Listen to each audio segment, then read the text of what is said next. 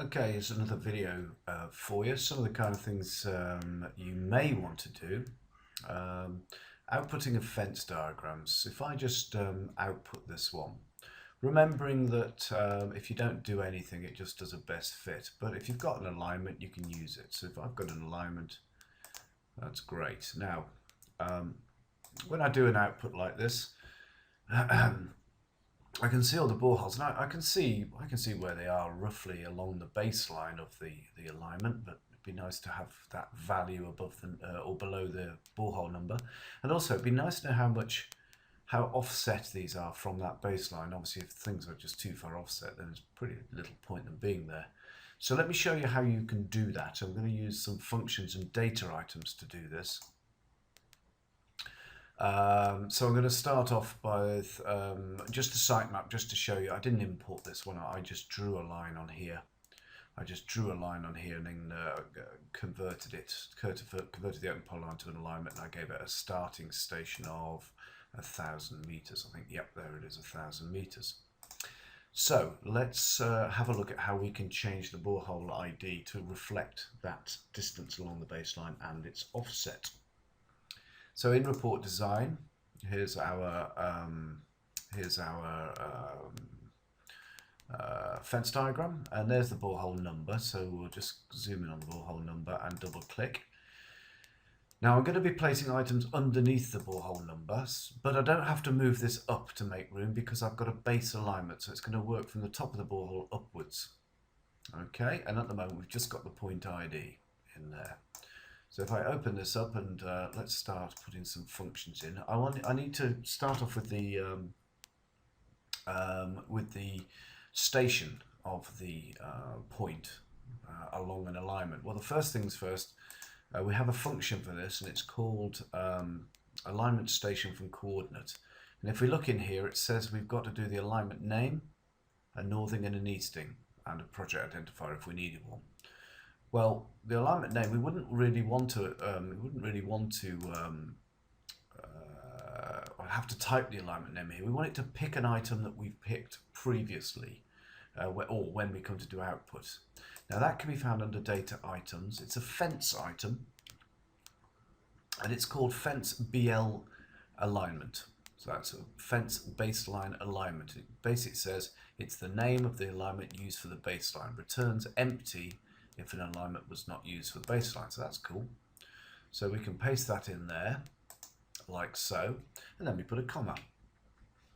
And then we need to pick the northing. Now we do have to go northing easting, not easting northing. There's nothing we can do about that, but hey, we can live with that. And basically, from that position, it can calculate. By taking that position, it knows the angle of the alignment, and it projects onto the alignment to get the station or the chainage. So let's do the easting, like so. Well, that should be fine. Let's test this. Always test one thing at a time as output. Now remember, if you don't pick an alignment in here, okay, if I don't pick an alignment, I won't get that chainage. So only if you pick an alignment that, so if you don't give it an alignment name, it doesn't know what it's doing. So if I pick an alignment in here, section AA, and then preview, you can see that we now get the chainage.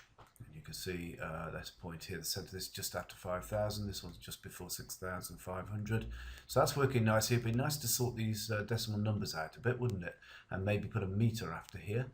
So let's do that. So back into report design, and we'll go and double click this item, and again, we need to format all of this. So I'm going to highlight all of this and go for a function called format. Here it is. Here format. It's format expression, and then the specification for that format. I think that's the one. I'm going to use. Yes, I'll use that one. So remember, I've highlighted it all. So if I right click on the paste button, it will encompass all of that with this format expression. So I'm going to put comma, that's the syntax, 0.00, which would give me the decimal places. And then at the end here, if I put an M there, that should put a meters at the end. It's just the textual value. So again, make sure you pick an alignment. There it is. And preview. And OK. And we should now have 2 decimal places, like so, with the meter at the end. So that's great. So we can do exactly the same thing, but with the offset function. So we can probably cheat a bit with that and copy it rather than type it all out again. I like shortcuts. So let's double click on here, go into the setting. And again, we do have a function for alignment offset. And it's exactly the same as station, just the word's different. So we may as well take all of that, copy it, paste it on a new line, and just change the word station to offset, like so. So we'll OK that, and let's go and test it. Output. Make sure you pick an alignment, otherwise nothing will be returned other than the positions. And let's print it out, or preview it. And let's zoom in on there to just see what we've got. That's neat. And as you can see now, we can really start to see that, wow, this value is ridiculous. It's far too far away. You know, this one's good. This one's still a bit far away.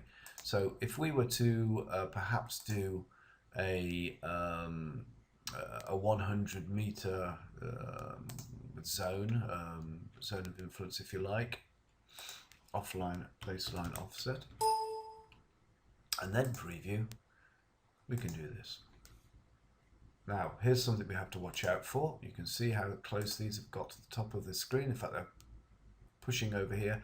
So really, we need to think about how we can deal with that. And that's probably a property of the page. Let's not zoom in anymore. So if I go into report design, I'll probably fish around for this one a bit. Can't quite remember where it is. But let's have a quick look. Let's have a quick look in here. That's okay. Don't need divisions. No.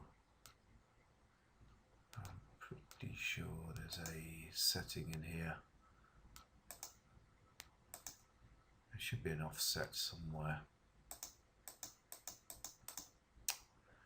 Let's have a look. Of course, I'm going to have to fish around and find this one.